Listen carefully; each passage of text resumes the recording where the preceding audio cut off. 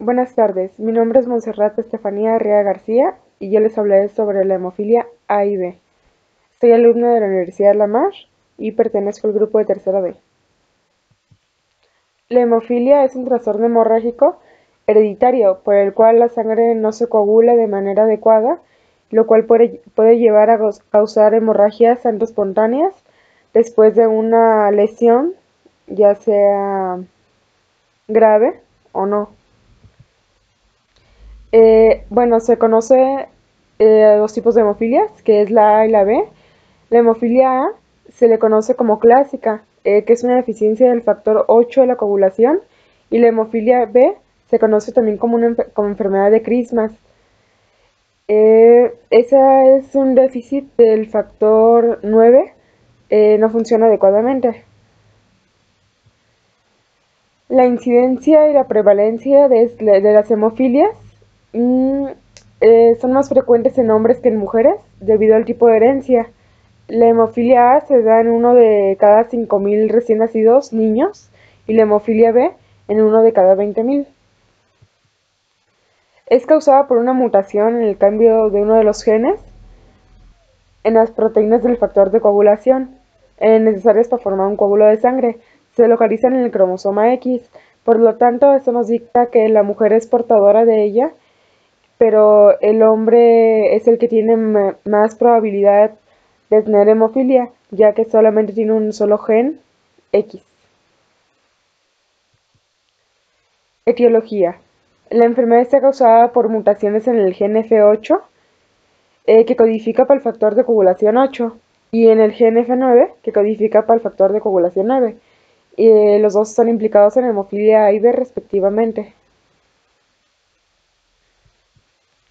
La epidemiología en nuestro país, la prevalencia de pacientes y madres portadoras en México. Eh, las, los pacientes son 5.221 y las mujeres portadoras son 1.092. Esos datos pertenecen al IMSS en el año del 2015. El descubrimiento. Bueno, esa enfermedad data desde los inicios de los judíos en el siglo II antes de Jesucristo.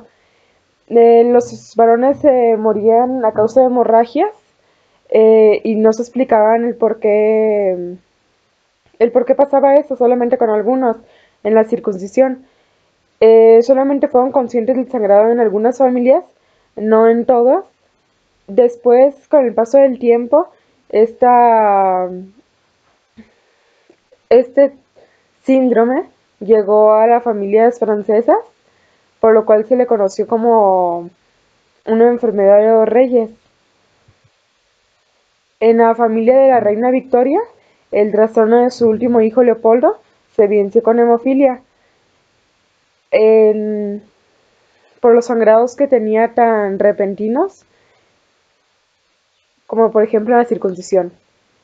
Eh, la hemofilia podía aparecer por una mutación o sea, sin hallazgos previos familiares.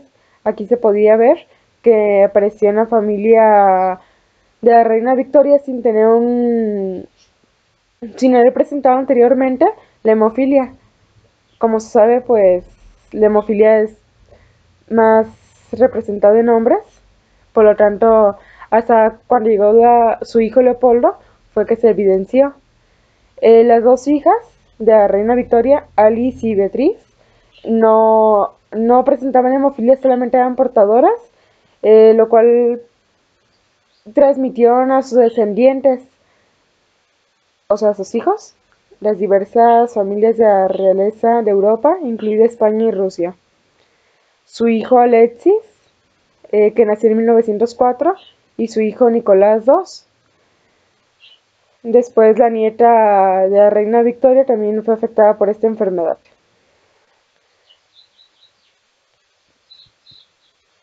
En el siglo XIX, el patrón de herencia característico fue esclarecido a partir de las descripciones de edad por un argentino llamado Alfredo Pavlovsky, que llevó a los estudios de la hemofilia.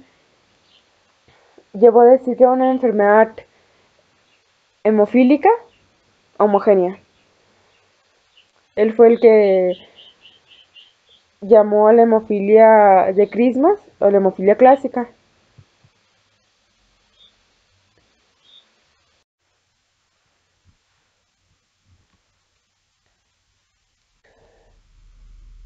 La clasificación de la hemofilia según los niveles de actividad plasmática de los factores 8 y 9. Hay tres clasificaciones. Se divide por leve, moderado y grave. La leve es entre el 5 y el 40%. Se presentan hemorragias graves ante traumatismos o cirugías importantes. Las hemorragias espontáneas son poco frecuentes. En la moderada, entre el 1 y menos el 5%, se presentan hemorragias espontáneas ocasionales ante un traumatismo o cirugía. Y la grave, que es menos del 1%, se presentan hemorragias ya sea en articulaciones o en músculos. Las características clínicas generales. Se van a dividir por sangrado excesivo o poco sangrado. La magnitud del sangrado depende de lo grave que sea la hemofilia, como ya lo vimos en la tabla pasada, por la división que se hacía dependiendo del sangrado que provocara, ya sea con algún traumatismo o con ya una cirugía. Los pacientes pueden presentar pérdida del espacio articular por el sangrado que se produce en la articulación de la rodilla, por lo tanto puede ocasionar dolor y pérdida de la movilidad. Hay dos tipos de sangrado, que es el sangrado externo y el sangrado interno. Ahorita les voy a hablar sobre el sangrado externo.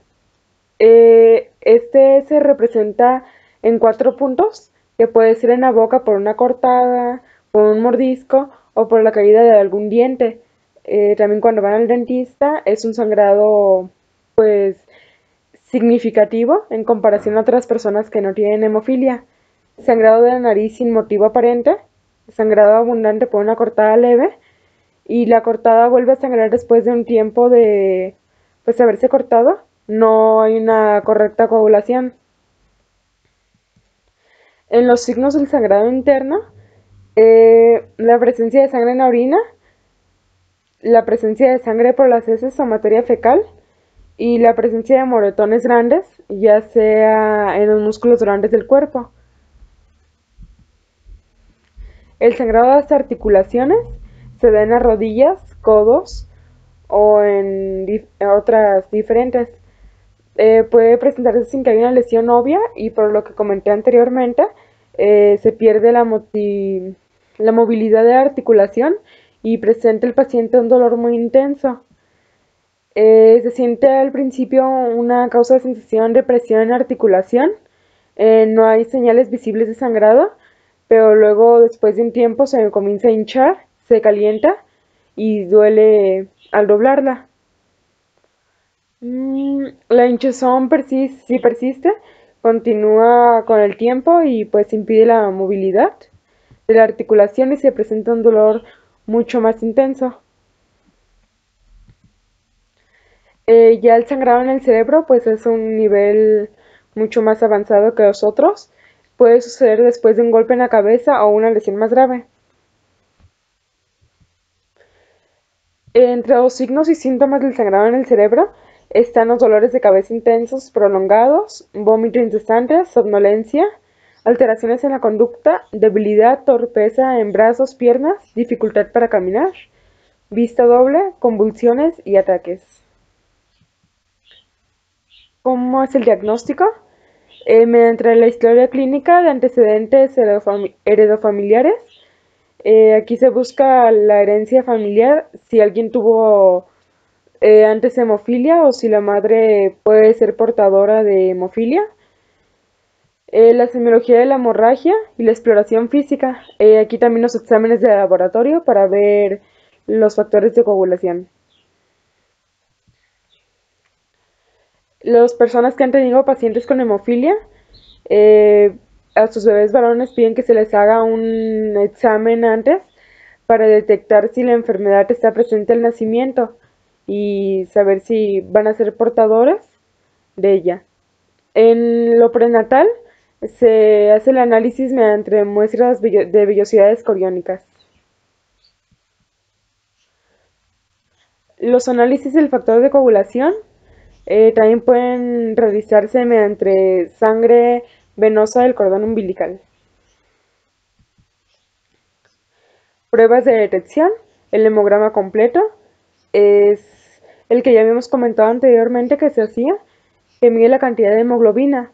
Este mide la cantidad de hemoglobina con las personas que tienen hemofilia o no, para detectar si las hemorragias van a ser abundantes, si sangra por un tiempo prolongado, para el conteo de glóbulos, y pues obviamente van a salir bajos.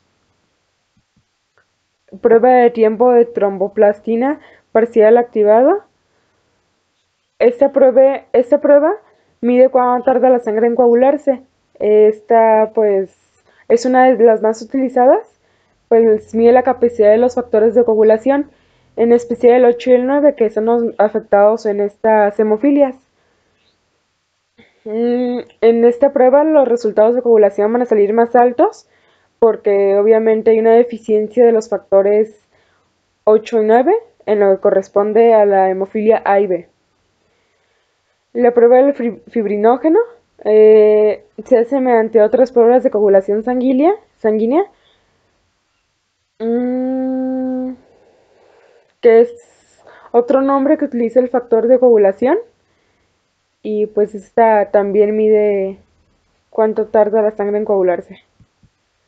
El manejo y tratamiento.